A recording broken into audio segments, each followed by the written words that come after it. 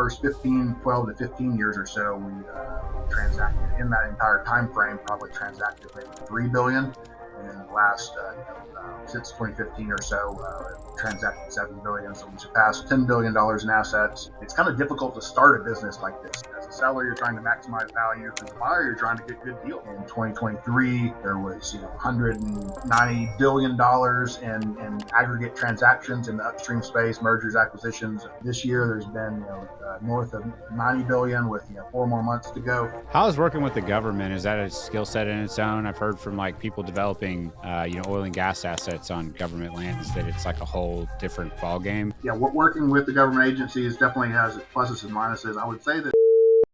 Chris, welcome to the podcast. Thanks for coming on. Yeah, thanks, Max. Appreciate the opportunity. Well, I'm excited to talk to you. You guys have been a major player in the oil and gas space on the deal side and have an incredible track record. I, had Ethan on a long time ago, actually a couple of years ago, and we talked. And I just always thought you'd be great to do an interview. And now you've got these new lines of the business and some rebranding going on. So it seems like a very timely chance to get together. But for the folks that don't know you, just quick background, and we'll launch into it. Yeah, certainly. So Chris Atherton, Chief Executive Officer of EnergyNet. We've recently formed a new holding company called Efficient Markets. But really, I just have a business, marketing, finance background. Grew up in the Houston area. I actually worked at Enron right out of college for a while. So kind of been in the Houston energy space for a good long while, and I got to see all the interesting things that went on with power and natural gas commodity trading in the late 90s, early 2000s with kind of the Enron era, and really been with EnergyNet for 25 years, 22 years. Been with the company since 2002, and business development roles. We currently have a team of about 45 professionals that focus on upstream acquisitions and divestitures for oil and gas, but we've recently expanded into more asset categories. But EnergyNet's been a great company, privately held company. Really, what we serve as is a two-sided marketplace to put transactions together, put deals together. I know you've used the platform as a buyer and seller over the years, and appreciate that. And hopefully, try to make it easy and seamless for buyers and sellers to get deals done. It's a great story and a great company. For those, just a little bit more background on EnergyNet and how it got kind of where it is today, and just sort of the history there, and then kind of what's changed over the years. Yeah, certainly. So we started in 1999, really as just a way to make oil and gas asset transactions easier, more seamless, make it easier for the buyers, maximize value for the sellers, and really create kind of a two-sided marketplace for transactions to occur. We primarily sell U.S. upstream assets in the lower 48. At the beginning, they were typically valued between $10,000 and a couple $1 million. And over the years, because of our relationships with really large operators and major oil companies, as well as just repeat sellers, we kind of kept graduating to higher value assets. We still sell a lot of lower value assets for our clients, but now we're running at probably maybe $1 billion or $1.5 billion a year in transaction volume and total sales, and that may be comprised of some 2,000 to 3,000 individual transactions. So it's really a way that it kind of for what can be considered a illiquid asset in some respects.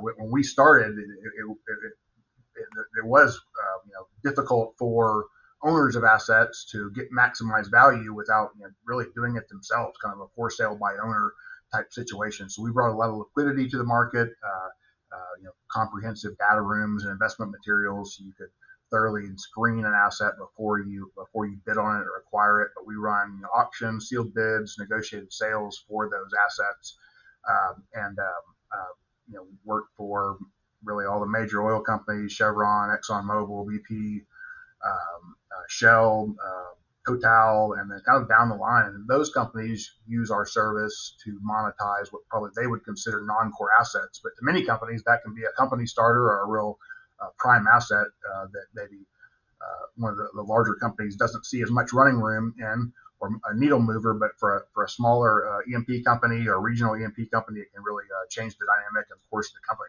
going forward. It's crazy the amount of volume you guys are doing. Those are a lot of transactions, and those are big numbers.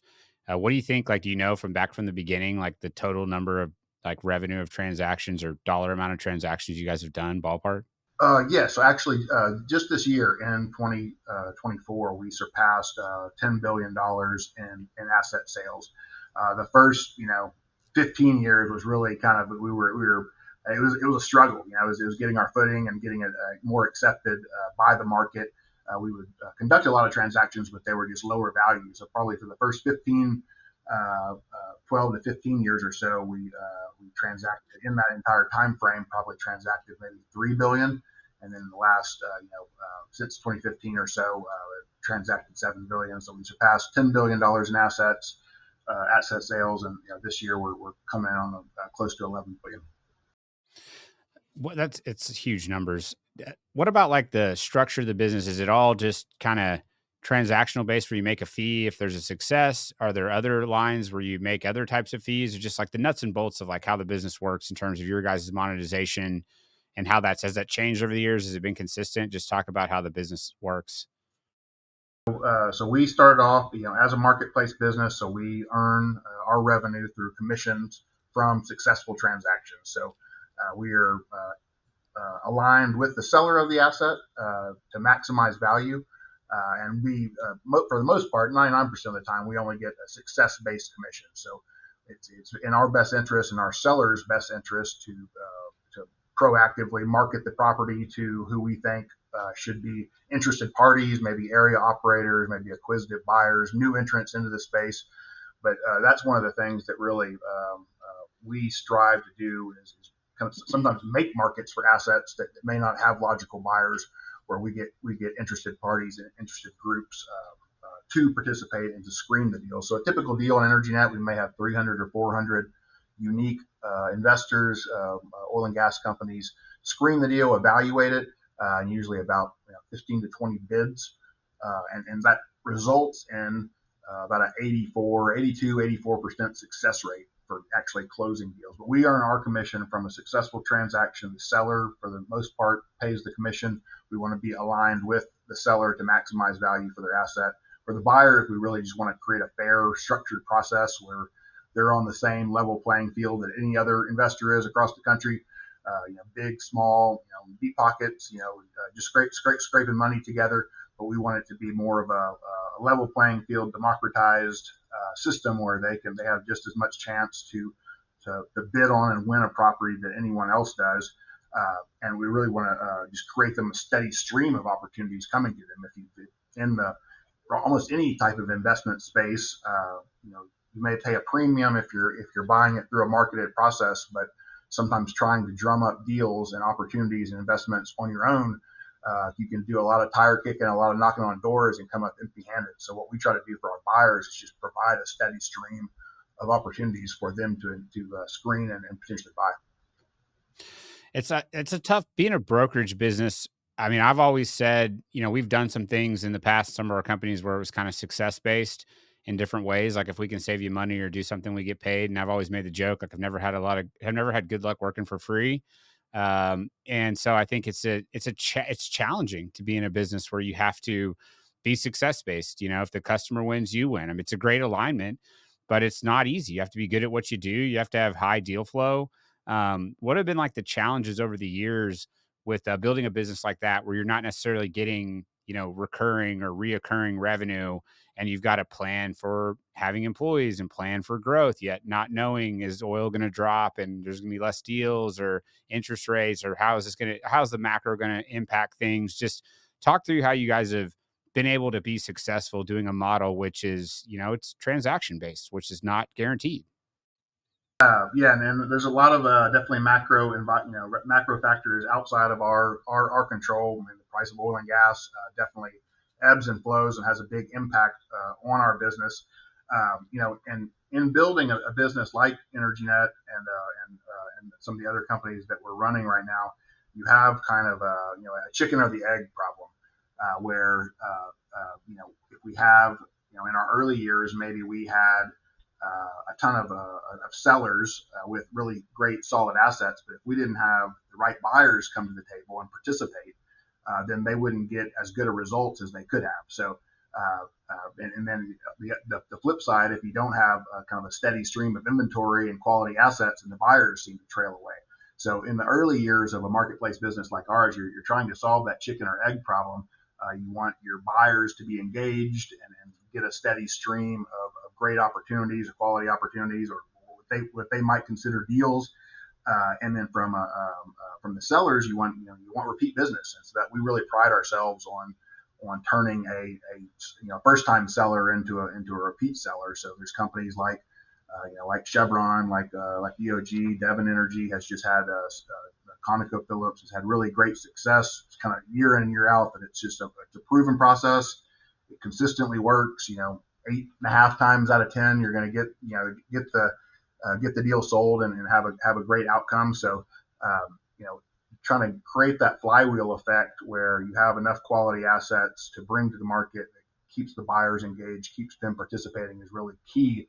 It's kind of difficult to start a business like this. If you don't have the assets, the buyers will drift away. So you're really trying to create that fair environment, create a steady stream of great opportunities, and have good outcomes for both the sellers and the buyers. So, if you recall the movie Full Metal Jacket, the Matthew Modine character, he has like the peace symbol and the Born to Kill on his helmet. And his superior gives him a hard time for that, but it's like the duality of man. When I'm a buyer, I don't want any competition, but when I'm a seller, Yeah. as much competition as I can get. So sometimes, there's a situation there where it can be, and we've been in situations where we're selling a deal for a client and they're also buying another deal on the platform, and it's like they're talking out of both sides of their mouth. They're like, my asset is the best thing on earth, and it should be valued at this price based on these parameters. But this asset that I'm trying to buy, whoa, it's no good. That asset is no good. I don't know why anybody would want to own it. That's why I'm bidding on it. But it is kind of that duality of man where you're trying to, as a seller, you're trying to maximize value. As a buyer, you're trying to get good deals and invest right and buy right. Yeah. Do you feel like part of the job is, almost being like a referee or a therapist when you're trying to talk to a seller or a buyer for that matter and rationalize with them, like around, how much do you guys kind of coach anybody around, hey, this valuation or may not seem like this is going to transact, or do you just kind of let them do whatever they think? It's like, It's a big part of it. And back to if we're going to earn our fee and our revenue from a success-based transaction, we want, sellers going into it with realistic expectations. And a lot of time it is market therapy. Like if it's, if 300 or 400 company, screen the asset and access the data room and viewed the materials, and 20 of them bid on it, and I can, kind of who's who of recognized names that are active and acquisitive buyers, and then you're saying, well, I want 20% or 50% more than the highest bid. It's kind of there is definitely some market therapy, and just like trying to talk to the seller from the buyer's point of view, or trying to convey that information to them. You're still trying to maximize value for the seller, but just trying to get them to make a deal happen.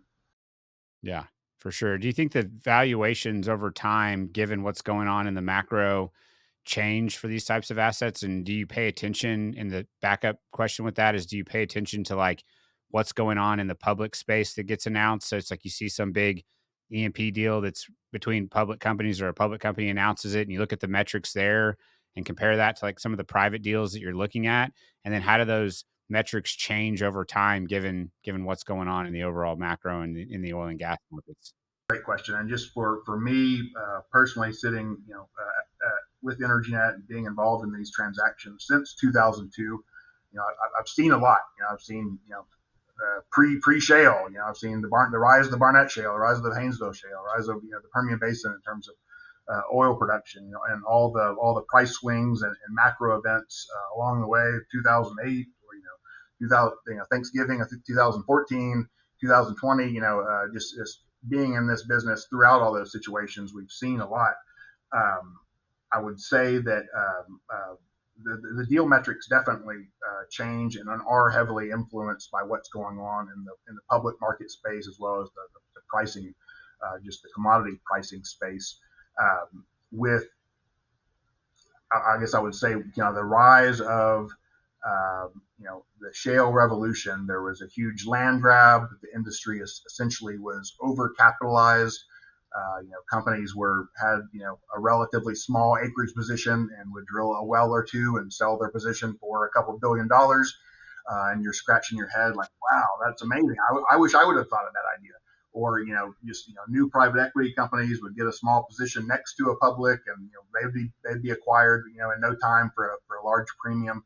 So kind of in that, I don't know, call it 2008 to 2018 timeframe, the industry was very overcapitalized. It was a land grab. The C-suite and executives at the publicly traded upstream E&P companies were incentivized and compensated by growth. How much yellow do you have on the map? How much acreage do you have on the map? How many reserves do you have? What's your daily production? So it was a really grow at all costs. Just get as much resources underneath your control as you could. But they were not. They destroyed a lot of capital, and they weren't sending it back to investors. So it really kind of caused a reckoning in the industry, where investors fled the upstream oil and gas space, and really kind of said there's a new sheriff in town in terms of how if we're going to invest in your company, you're going to moderately grow. You're not going to grow 20%, 30%, 50% per year. You're going to buy stock back. You're going to issue a hefty dividend. And those are going to be the rules if we're going to invest in your company. And what has happened since that kind of reckoning, that was, on top of that, you had 2020 and COVID occur. With that, the upstream oil and gas space was already, in a bad spot in, the end of 2019 and the second half of 2019. But with that, the multiples of a publicly traded company, I'm not even sure what NVIDIA or Amazon or, Yeah. some of these companies, the EBITDA multiple that they trade at, but it's 30, it's 50, it's all about growth. It's huge. A lot of publicly traded exploration and production companies trade at 5 times EBITDA, 6 maybe. Some of the bigger, better ones, maybe 7, but there was a time there where it was like 3 or 4. So it makes it, and in the oil and gas space and the asset space, a lot of people talk about, or deals are evaluated on net present value or discounted cash flow, but there's also kind of a back of the envelope cash flow multiple. Am I paying 4 years for this asset to get a return on my investment? Am I paying 5 years? Am I paying 2 years? So with the public space, with their EBITDA multiples shrinking, it had an impact on just the asset market in general, where you can't, if a company is trading at 4 years EBITDA, they can't go out and buy an asset for 6, or it would be dilutive to their ownership or their structure. So definitely put a ceiling on that. As investors come back to the space and it's more healthy, and they've been showering the E&P companies have been showering their investors with dividends and buybacks, and they're proving themselves, and those multiples are beginning to expand. But it definitely keeps that's definitely a governor on what asset deals will trade at. And then with the huge rise in interest rates, we had a 50 basis points drop cut for the first time that everybody was hoping for just recently.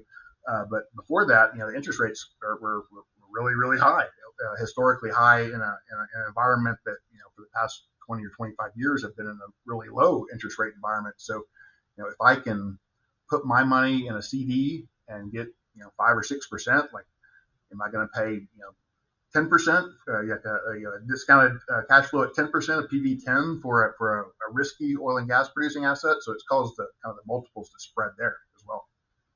Do you think, what's the best market condition for stuff to get done? I mean, my guess, and I'll just, field it or give you the answer that I think is like the least, like low volatility is what I would guess with pricing.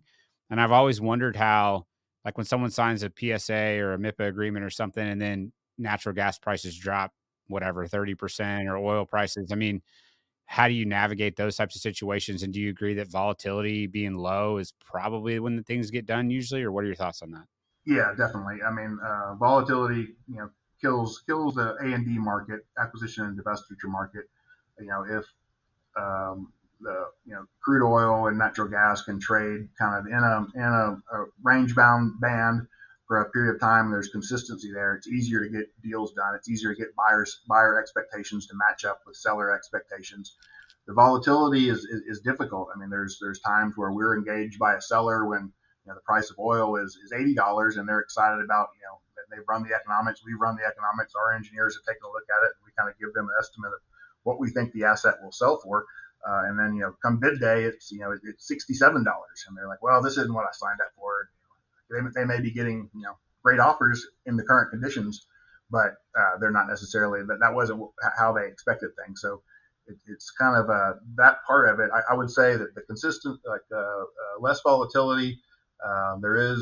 There does seem to be if there's a slow gradual incline on natural gas prices or oil prices. It seems to be a lot more optimism in the industry, just on people leaning into their bids as much as they can. How much does like what the banks are doing and the financing situation impact the A&D market for you guys? Like if banks aren't lending or if you see like trends there, does that roll through to see more deals getting done? Like if banks are saying, hey, we're going to do more reserve based lending versus, hey, we're pulling back on this, does that impact you guys?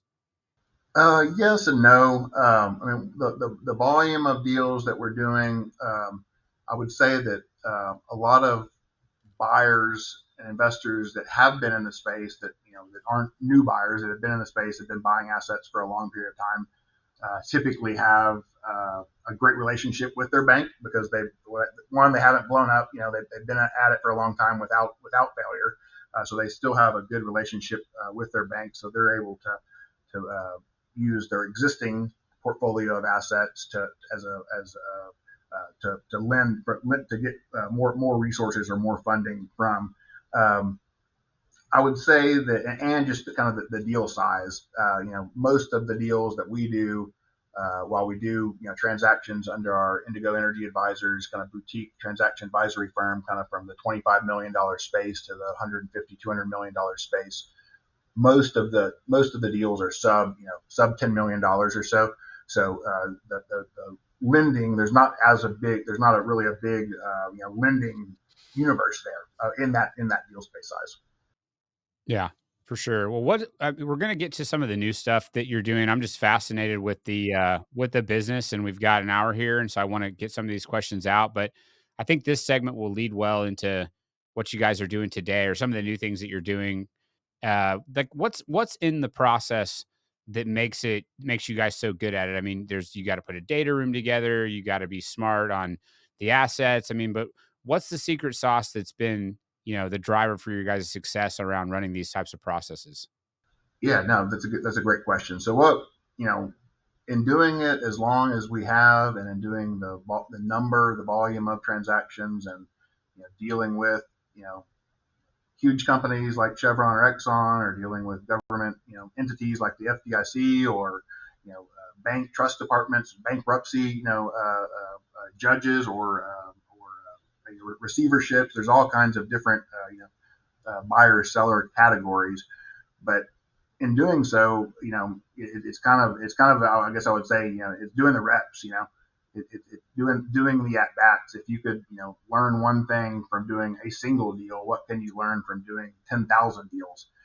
And that's kind of what we've built on. One of the things that I think that separates us and it really helps is we like to understand what the seller's ideal situation to close a transaction is, and kind of stage the sale in that manner, and let the seller at least provide, and through our platform and through our process, provide essentially an outline of how they would like to close. This is our preferred PSA. This is our preferred outgoing assignment. We would prefer to have bids due on this date, and we will accept non-conforming bids, or we won't, or everything has to be sold in one package, or we will accept offers on sub packages.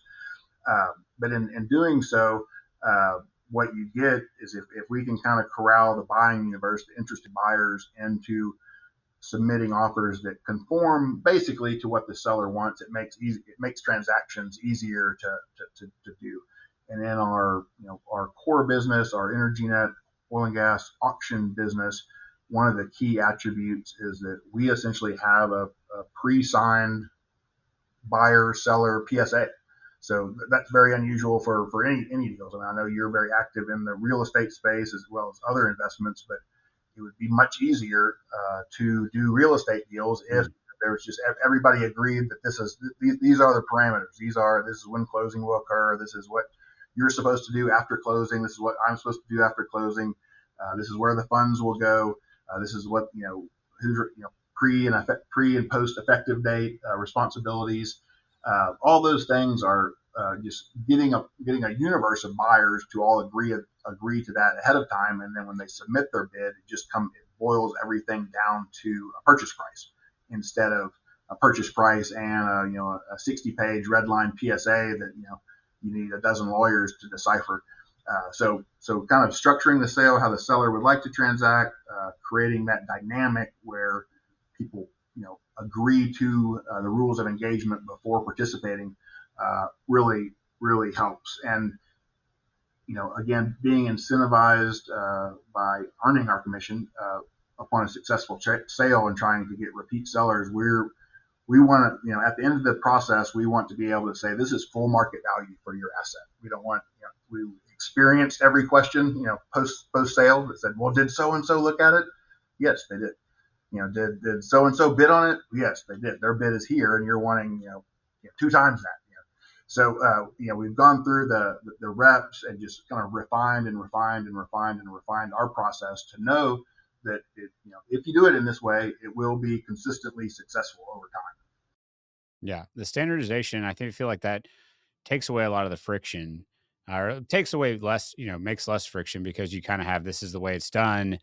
To your example with real estate, I mean, buying a home is like that. A lot of times you have kind of the standard contract. I don't always love the standard contract, but they have them because it's like, this is what makes it easy. But when we've done like non-standard things, we have our own contract, but then that sometimes can cause issues with the buyer because they have an agent or someone who's like, I've never seen this form, why we always use this one. And it's like, so I could see that, making things go smoother. What about like technology, how it's changed since you guys have started?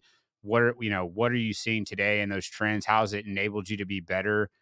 Just talk about some of the tech you guys use or what you've had to do on a technology front to be a leader in the space. Right. Yeah. The EnergyNet and now Efficient Markets platform is definitely a key differentiator. And one of the things that's really interesting about our service and is that everything is tracked and everything is archived. So as we do these transactions, let's say we're selling a operated working interest in Canadian County, Oklahoma.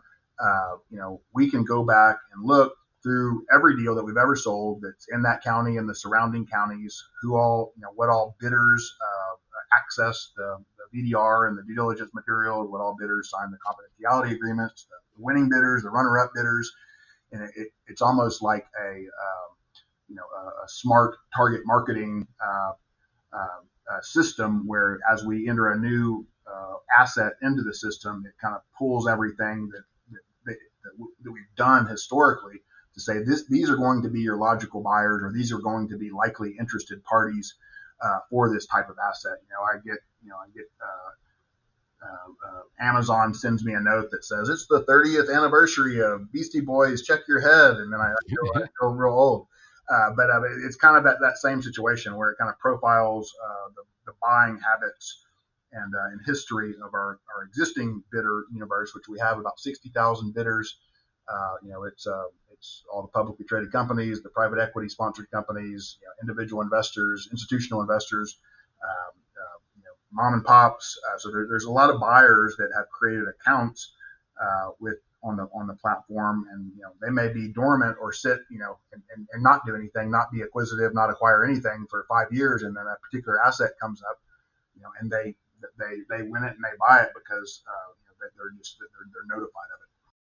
It's really interesting because when I think about different businesses and thinking about distribution and how do you get your, target your customers, which are basically the sellers and the buyers, but ultimately a buyer has to come in and make the transaction happen. And that's where money gets exchanged. And so you guys have effectively harnessed all this data from all the years of doing it. And it sounds like it's gives you a way to kind of smart target or more accurately target folks. Is that accurate? Or is it's not like you just blast everything out? Or to your point earlier that you're trying to say is it's like we can go and see who's done what in the past and we know who's kind of interested in certain areas and it helps you just more tactically get it to the right people. Right. Yeah. It kind of, identifies the needle in the haystack that should be willing to pay the most, or needles in the haystack. And it may, what that may require is, kind of compiling, hundreds and hundreds of transactions and all of the participants as, buyers, investors who screened it. They kind of compiles those into one and then high grades that. So that may not mean that they're the necessary the buyer of that asset, but it gives us, from a marketing perspective, it gives us a reason to call them or email them and say, hey, you should really take a look at this asset. It's very similar to the asset you bought 2 years ago for $45 million. So for that portion of it, I would say other competitors in the space that don't have the technology platform are kind of trying to perform that function out of memory or out of research on the spot for that deal, where we have a lot of information and insight to access to get there. That's interesting. Last question before we move on to the efficient market stuff here. What's just your pulse? What do you think about the pulse right now? Anecdotally, it feels like things are kind of moving and shaking. I mean, there's been obviously at the larger company size, there's a lot of consolidation, but we work with a lot of small, mid-sized, private E&P companies, and it just seems like things are kind of happening. People are making deals. That's what I feel like, at least. But what's your thoughts around how No, things are? I agree. So far, 2024 has been a very active year for us. We're in the market with quite a few quality assets right now. We expect to be launching other processes prior to year end, but it definitely feels like it's a good environment to be getting deals done. The interest rates are getting lower, are dropping and expected to drop some more. So I think that's advantageous to the space. I think there's a lot of, at least in the upstream oil and gas space, I think a lot of different folks, with all that's going on in the macro in the world, geopolitically and whatnot, they expect prices to be higher than they are right now, or expect them to be higher in the future. So there's kind of some optimism on pricing. It seems like the environment to get deals done. I guess I would say there's optimism in the industry and its future. There's kind of a scarcity of potential opportunities. So and then, as you mentioned, upstream consolidation has been just massive. And the other side of that dynamic is going to be interesting to see it play out. I think in 2023 there was $190 billion in aggregate transactions in the upstream space, mergers, acquisitions, counting everything, with huge mega deals. This year there's been north of 90 billion with 4 more months to go, 3-4 more months to go in the year. So with that massive consolidation, it's going to be interesting to see what comes out on the other side. If as these companies tie up that have non-core assets, if those are going to be the dispositions that are going to be the starting point for new companies to really get a foothold and to make something off of it. You think about Devon recently bought Grayson Mill. Grayson Mill's an in-cap company, but they bought Equinor's position in the Williston Basin at a really great price, and developed it and had a really great outcome. So as you think about some of these other large, Equinor, prior to being Equinor with Statoil, they bought Brigham out of in the Bakken. So there's kind of these assets. The assets stick around. The companies kind of play some musical chairs sometimes. It's hilarious if you've been in the industry for long enough. someone brings up an asset or an operator and you're like, oh, I knew when it was this company who got bought by that company, then they had merger here. And then 5 years, 10 years ago, it was this position and they drilled these. You kind of like know it's almost like a genealogy website. Like you start to see like a package and you're like, oh yeah, I remember when so-and-so had that and they were running rigs on it, whatever. But it's how it always goes. It builds up and it consolidates, and then something happens in the macro or in the pricing environment, and people start to rationalize and they start to sell off non-core things. Technology advances, people discover new reserves or way to extract them better, changing completions, whatever it may be, and then the cycle just repeats. It seems like. Right. I mean, and you think about, a number of years ago in the upstream private equity space, I mean, there were 500 companies probably that were, managed portfolio companies. There's not nearly as many now, but that was really that was a huge number for any industry, I would think. Who knows? We may see it go to, 10 or 12 publicly traded E&P companies, and they get slow and they're not developing their assets at a fast enough pace, so they start selling off non-core assets. And the nimble guys that are willing to use some new technologies or use a little bit more riskier dollars to develop it, and it may come full circle, circle of life. It is a circle of life. What about the recent efficient markets launch and some of the new stuff you guys are doing? Just tell us a little bit about it, and then we'll get into some of the details of it. Yeah, certainly. So EnergyNet, as we started, focused on upstream oil and gas, auctions, sealed bids. During that time, we created Indigo Energy Advisors, or what we used to previously call EN Indigo, which was kind of our version of a boutique transaction advisor, really just doing higher value deals, more technical support with geologists and engineers, more of kind of an investment bank style approach. And then, and that was, we were doing, 20, 25 deals kind of between 25 million and $200 million in value individually that were more high touch. And along that same time, we're building this marketplace. All these buyers are, we have 3,000 or so, 4,000 new buyers create accounts a year. So we have this kind of platform. It's working for these oil and gas asset sales. And then around the 2010 timeframe, we said, we realized that state and federal government agencies were essentially, had an antiquated way to sell their leases on state lands or federal lands. So we said, wow, just imagine if you took that, North Dakota lease sale or Colorado or Oklahoma or state of New Mexico lease sale, and put our platform on top of it, and the streamlined aspect of it, the comprehensive BDRs, the competition of it, the exposure, kind of the marketing function that goes into what we do to find the right buyers for the asset.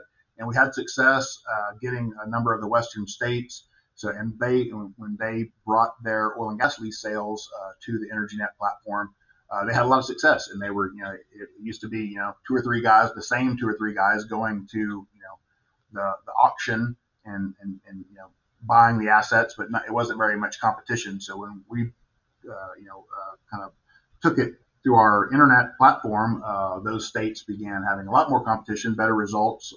That money goes back to the state coffers for public schools or the university system or all kinds of good stuff, revenue for the different states. And that was working well. And then we were able to win a contract with the United States federal government through the Bureau of Land Management. And that just opened things up very wide in terms of the number of oil and gas lease sales they had. So now we work for about maybe 18 or 19 different state and federal agencies to facilitate the competitive process for their oil and gas lease sales. But with that, those agencies manage and control and own a lot of other resources. So amongst our oil and gas clients like Chevron and Exxon and a number of others that were using us for oil and gas sales, from time to time they would say, hey, we also have this real estate that comes with it, or we have this pipeline, or we have water rights over here. Can you create a competitive process for that? So we were able to do so with the government agencies. They have just vast resources they manage. So we started doing geothermal sales.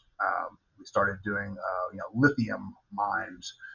There were different bituminous sands, asphaltic sands, just kind of these different kind of real assets that they needed, the government agencies owned, and they would either lease or sell outright. And so we're doing that for them. We're actually, for a number of, we've sold recreational cabins in Montana for the state of Montana. Kind of interesting. It's not, not what we do, but we have this platform where we can data mine interested parties, and they can sign up and create an account and bid through a fair process that's structured.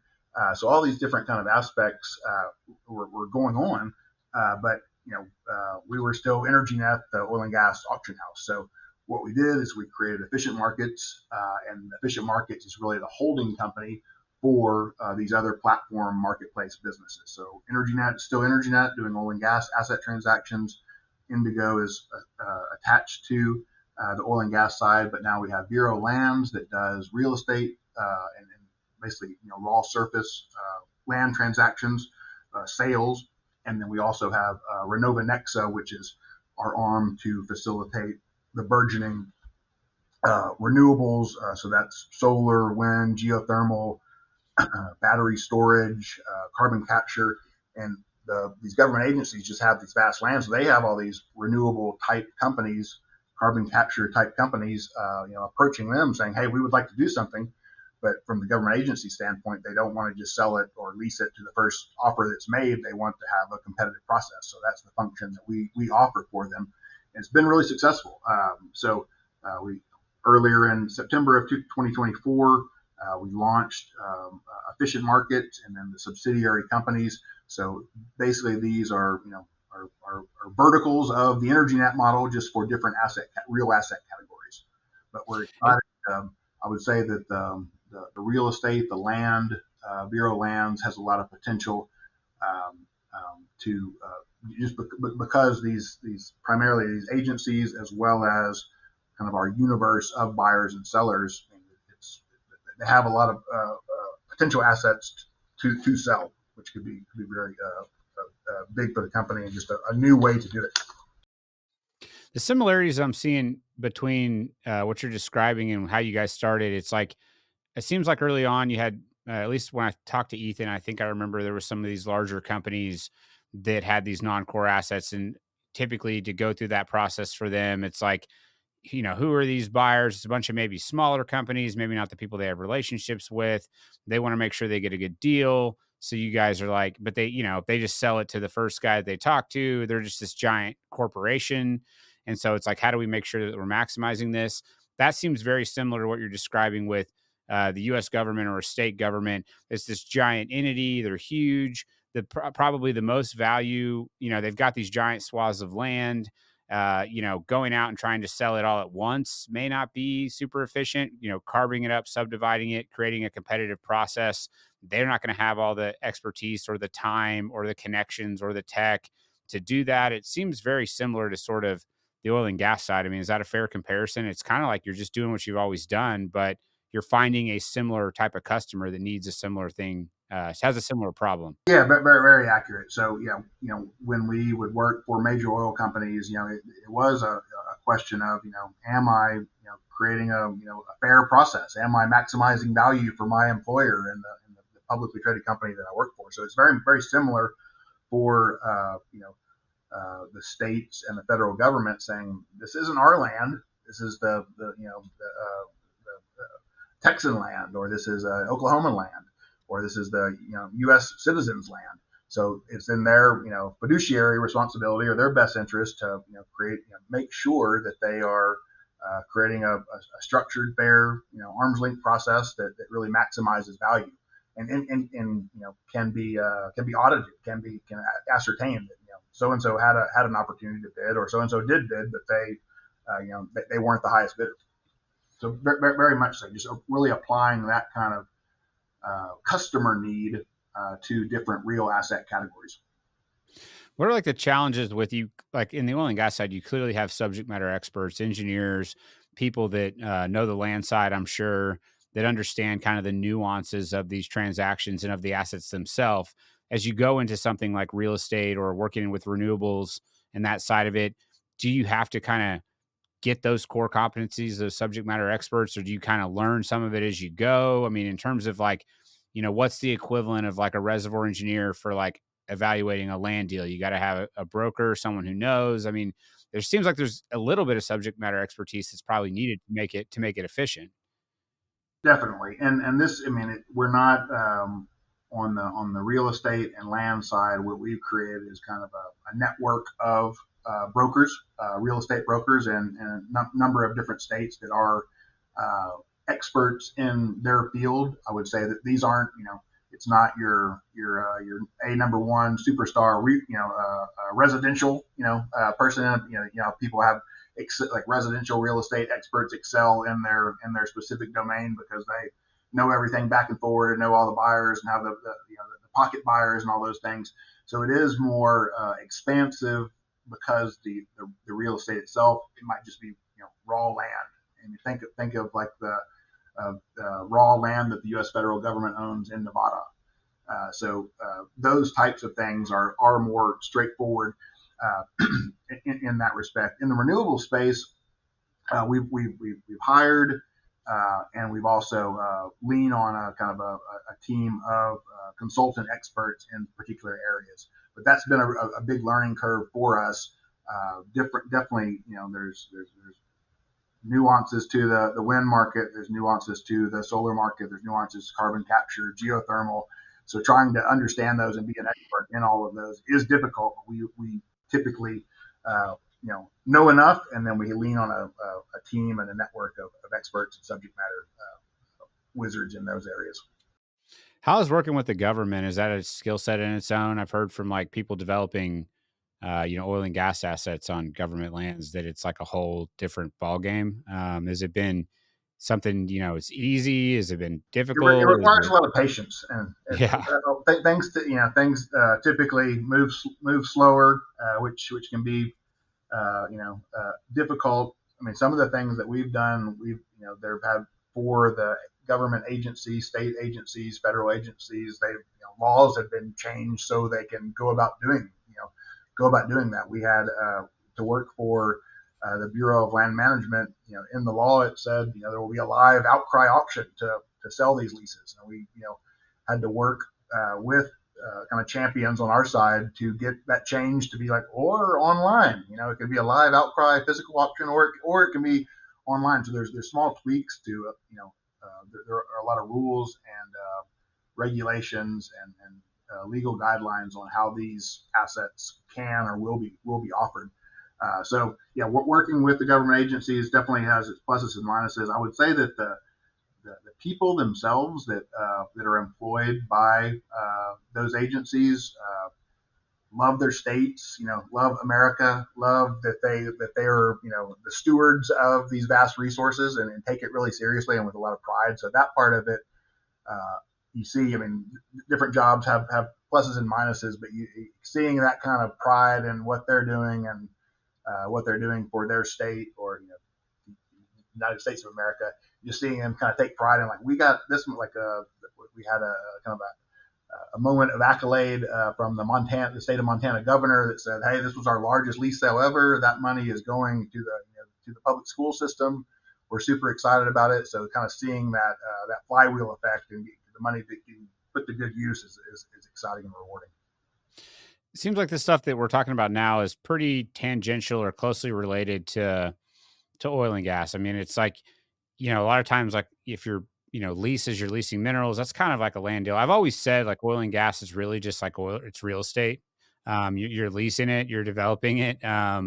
It's, maybe a more volatile way to do real estate, but you get some land and you lease it or some minerals and then you develop it just like you would anything else. But is there anything, into the future that's interesting that's maybe not so tangential, or or are you just staying kind of close to what or are you looking outside of the current segments that you're working with? Is there anything that's exciting or that you guys are paying attention to? With the efficient markets launch, we're initially focusing on land and real estate and renewables as a broad stroke in solar, wind, geothermal, carbon capture, battery storage. where we expect to launch additional vertical marketplaces, subsidiaries in kind of the timber and forestry space that may have kind of some carbon credit, ties to it. It's still, energy, it's land related. We think there's definitely some potential in kind of the agriculture space where farming could be, that is an investment in different things like that. That would be one of them. And then in the kind of mining and hard mineral space, that's probably a little bit farther out, but we do see potential there. But we expect to stay focused on real assets and think that is where we can excel and where we have expertise to run these types of competitive sale processes. We do the other aspect to our business is being a marketplace and being a transaction, earning our revenue through transactions. We would like to organically or acquire, ways, different things that we can offer our universe. We have a very specialized kind of niche universe of buyers and sellers, and that those 60,000, 75,000 users, use evaluation tools, need access to data and analytics, need mapping tools. There's a lot of other things that they're using to perform these acquisitions and dispositions. Seems like it's a good diversification too, being in that side of it. It's like if oil and gas, something's crazy is going on, you've got these other segments. Has it been material for you guys around growth? Is it, or is it still a small part of the business? And as it continues to grow, do you think that helps with diversifying the business in general and stability around cash flows? Yeah, I think that's a driving force, is to diversify the revenues, diversify the EBITDA mix. The land and real estate side has been a big growth area for us, where that's probably been the second to oil and gas in terms of revenue. But we see the renewable space kind of beginning to catch up with that. So those are just really, like oil and gas, land and real estate, the renewable side are all just very large markets that have lots of different investor groups and projects, and it's kind of endless if you try to kind of imagine it. So those have much larger markets. We're going to poke around and try to find some other markets that have kind of that scale. What about, you mentioned like the selling cabins in, I think you said Montana. What other weird things have you guys, any other just crazy or weird things you've just brokered randomly? I mean, we've had gilsonite sales. We've had potash, and some of these you have I'm like, what is that? And I have to study up on it myself. We typically those we're doing for sale process for government agencies. For I believe South Dakota a couple years ago, we leased vast areas of grazing rights.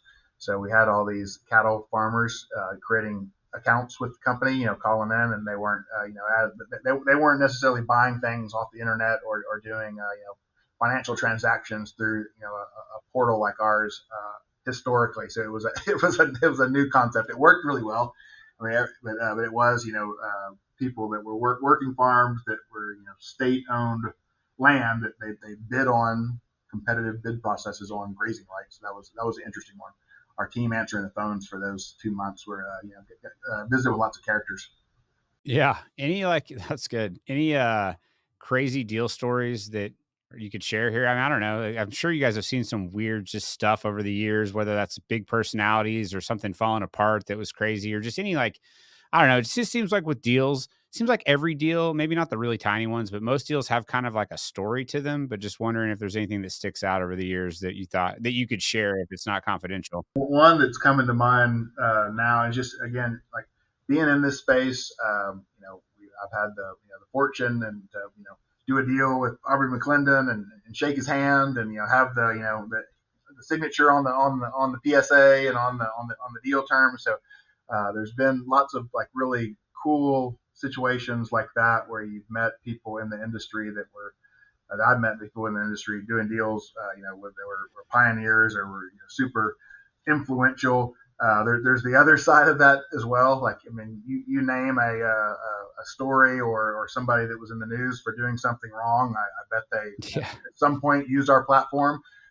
you know, as a buyer or seller, just because it almost always happens. There was a situation in, I don't recall what year it was, but there was a South Louisiana property that we were marketing on behalf of one of the sellers that engaged us, and we were trying to get to $8 million, and the highest bid was at $6.5 million. So we're trying to do a lot of post bid negotiation to get the buyers up and to get better, improved offers. And there was a late entrant that said that they would offer, I think it was I don't know if it was either the strike price at 8 million or like 7.5, 7.75. It was enough to get a deal done. And we said, well, we'll take the offer to the seller, but right now you don't have a valid bid allowance, so we verify all of our bidders' financial capability to close the transaction. And it's something that you just perform through the portal. You submit your bank information. We contact your bank or financial institution to make sure that you have that amount or more to close the transaction. And the guy said, we have lots of money. We have lots of money. We're Madoff Energy. I was like, I don't know who that is. And they're like, well, ask anybody on Wall Street. And this was before Madoff had blown up the big Ponzi scheme. So I didn't know. And I was like, well, you still have to establish your bid allowance. But the deal, that particular deal, it never fully transacted. But I remember that. And then all the Bernie Madoff stuff occurred. And then now, 15 years later, 12 years later, we are about to sell some of the remaining energy assets for the receivership, which is kind of crazy. Wow. It comes full circle. That is kind of crazy. It seems like the networking would be next level in this role, or what you guys are doing, you specifically, as well as the people that work with you, just in terms of you're putting people together. I mean, it's got to be like you got to know a ton of people in this industry as well as these others. I mean, is that fair? Like, it's got to be great networking. uh, you know, Ethan House and I have been, at EnergyNet at the company for almost the same amount of time, about 20 years. And Ethan's really involved in the industry and Petroleum Alliance of Oklahoma and broader Oklahoma affairs. And myself in Houston, I'm involved in the Houston Producers Forum and the IPAA, and you name it. But yeah, you meet tons and tons of people. There's many times where, again, back to the kind of the transparency of the technology aspect of our platform, is that we can see what everybody's doing. Like, there's an administrative viewpoint that I can say, all right, this is the bidder over here, and he's reviewing this asset, and this guy just bought this asset, but I can kind of see everything as it's going on. But it's fun for some of our newer employees. Like, do you know that you're negotiating with the former CEO of Apache? And there's these bidding participants or different players in the industry that pop up that we get to interact with, on a professional level, and that part of it's pretty cool. But yeah, the networking and bringing, connecting different industry participants is definitely rewarding, and just it's seeing certain individuals say, James Walter with Permian Resources, co-CEO, came to my office a number of years ago and said, I'm leaving Denham Capital. I'm going to start an oil and gas company. I'm going to move to Midland. I was like, all right, James, I'm happy for you. That's awesome. But and now he runs a $15 billion E&P company. So it's pretty cool to see some of those stories happen in real life. That is awesome. Well, it's a great business that you guys have built, and it's cool to follow along with all the changes. I think it's exciting. It's smart too. I mean, I feel like you guys are making the right moves. For those that want to find, what's the website? Anybody that's listening to this is interested. People probably already know if they're EnergyNet.com or efficientmarkets.com. Efficient Markets, either one will bring you to all the new subsidiaries. But EnergyNet.com, efficientmarkets.com. But yeah, and find us on LinkedIn, or just contact us, come by the office. Chris, thanks for coming on. It's been fun. Yeah, thanks, Max. It's been good. I appreciate it. All right, thanks, guys.